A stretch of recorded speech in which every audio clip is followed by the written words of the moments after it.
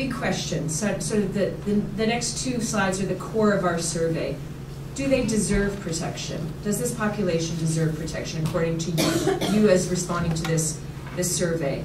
And we got a very high response rate. People knew what they perhaps felt or what they perceived to be the correct answer here, which is that yes, number 4 is the answer is definitely, and number 1 would be definitely not. So we see that there are fairly high response rates there.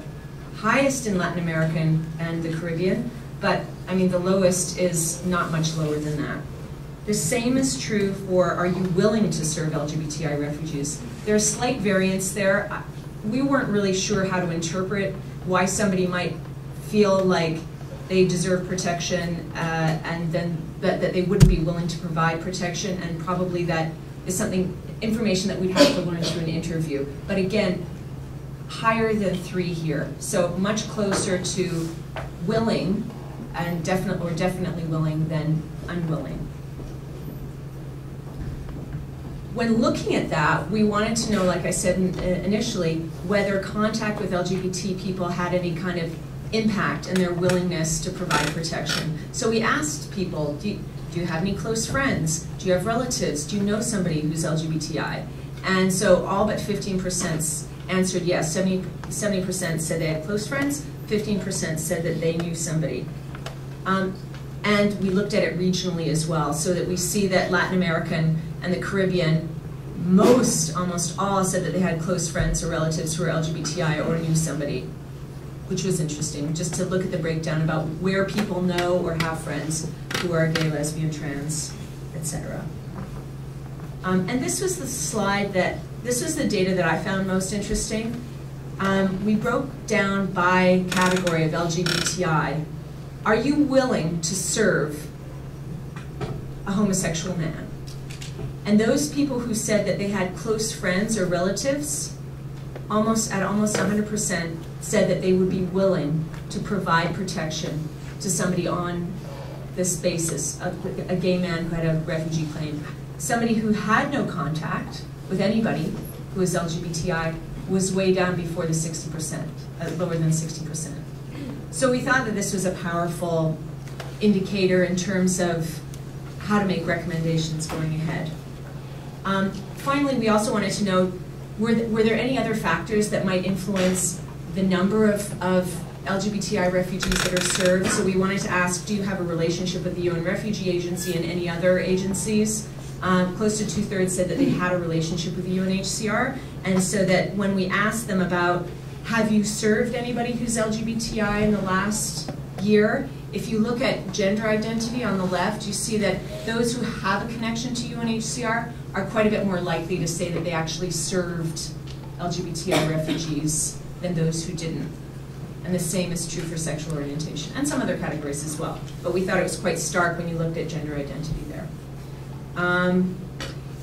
So this is what we found when we ran the data.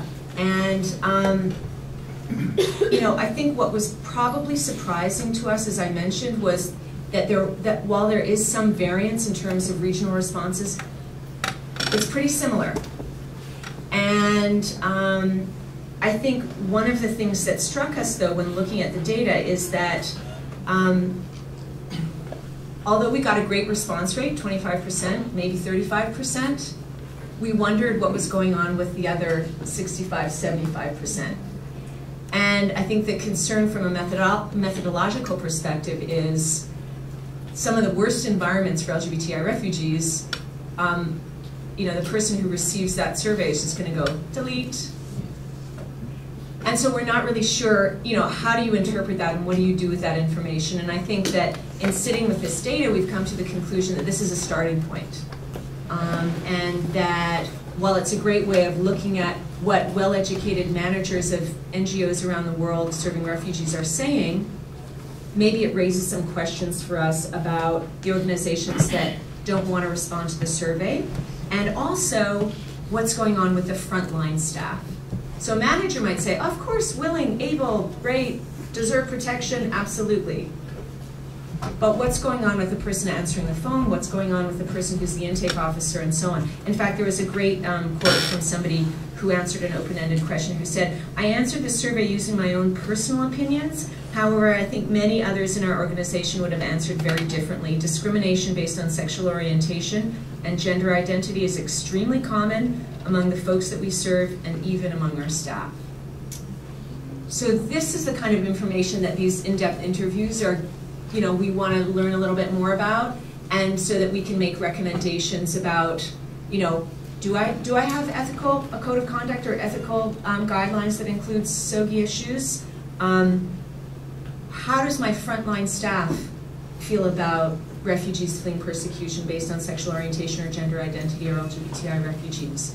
How can I evaluate that? How can I conduct training or sensitivity training with my staff that's going to be appropriate for them?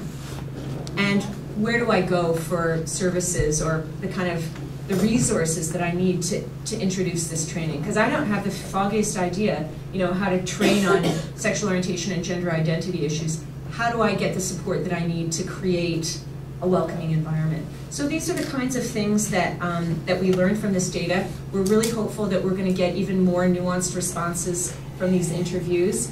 And when we do, we will finalize a report, and hopefully all of you guys will check it out on the website.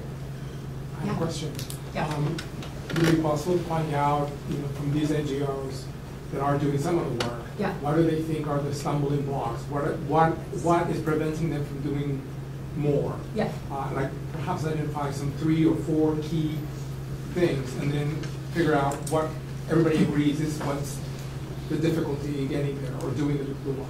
Yeah, absolutely. I mean, I think that's a critical point, because until you know what the specific blocks are, you can't then make a recommendation. If the issue is that nobody wants to talk about it out loud, how can you do a training, or how can you raise the issues in a way that create safety for the staff people, for instance? So there are issues around that as well. And so getting recommendations about those specific blockages or challenges, and what would be an effective way of addressing those that's culturally appropriate, that's appropriate to the legal environment in that country, is going to be really, really important. Yeah. Thank you very much. Oh, was there a question? Sorry. Yeah, was there any information in terms of the organizations that you work with, if they were local NGOs or international NGOs? Yeah. And also the staff, if they were local staff or expat? Yeah, actually we do have, I can show you the data there. That we did want to know, are you a local organization, and do you have links to an international organization? So we do have that data. I actually don't know what the breakdown is without looking at it. And one of the questions also is it international and local staff, to get a sense of that. But yeah, I'm happy to show you the Excel spreadsheet. Okay, well, thank you very much.